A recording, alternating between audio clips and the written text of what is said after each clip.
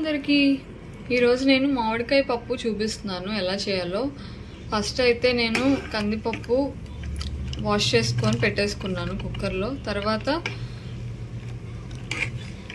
మొన్న మామిడికాయ పచ్చడి పట్టాము, సో మామిడికాయలు మిగిలితే ఇట్లాగా కొన్ని వేసేసుకున్నాను. నెక్స్ట్ పచ్చిమిర్చి, ఉల్లిపాయలు, ఉప్పు, కారం, పసుపు వేసేసుకున్నాను. ఇప్పుడు కుక్కర్ మూత పెట్టేసుకోవడమే. ఒక 6 విజిల్స్ వచ్చే వరకు ఉంచుకోవాలి. ఇప్పుడు పప్పు ఉడికిపోయింది.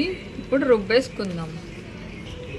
ఇక్కడ నేను తాలింపు కూడా పెట్టేసుకున్నాను. ఫస్ట్ ఆయిల్ వేసి ఆవాలు, జీలకర్ర వేసాను. తర్వాత ఎండుమిర్చి వేసి కొత్తిమీర, కరివేపాకు వేసి ఫ్రై చేసేసుకున్నాను.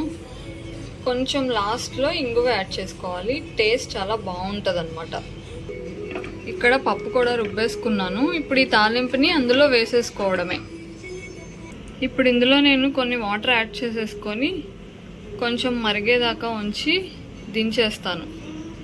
మీకు ఉప్పు అవి సరిపోయినాయో లేదో ఇప్పుడే చూసుకోండి.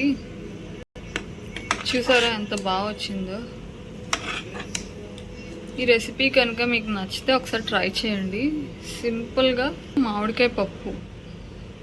ఈ వీడియో కనుక మీకు నచ్చితే లైక్ చేయండి, షేర్ చేయండి. ఇంకా ఎవరైనా సబ్స్క్రైబ్ చేయని వాళ్ళు ఉంటే వెంటనే వెళ్ళి సబ్స్క్రైబ్ చేసుకోండి.